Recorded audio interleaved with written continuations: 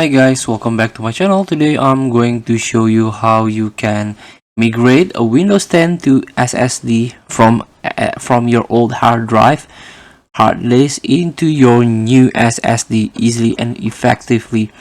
So all you have to do is download this mini tool, Partition Wizard, but of course please install the SSD first into your laptop or into your PC.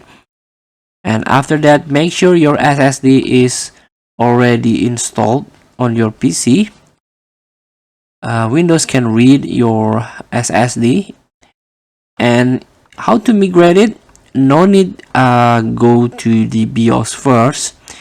You can go to or install this a partition wizard by mini tool.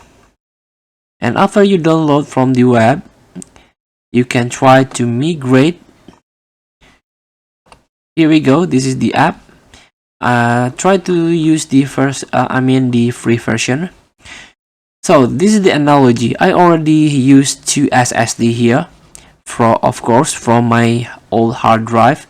All you have to do is very easy, migrate OS to SSD or HD wizard here. Here we go. I would like to replace my system disk with another hard disk, or I would like to copy my operating system to another disk and keep the original hard disk in my computer. So if you want to move completely, you can choose the first option, the A option.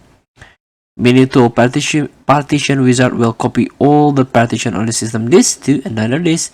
You can click next and choose destination from this one into this 2, and then you can click next, and all the data on the disk will be destroyed. Please make backup. You can back up your data first before migrate the system. Feel free to try. Thank you for watching. Don't forget to comment, like, and subscribe, and also click the next button below. See you in the next video.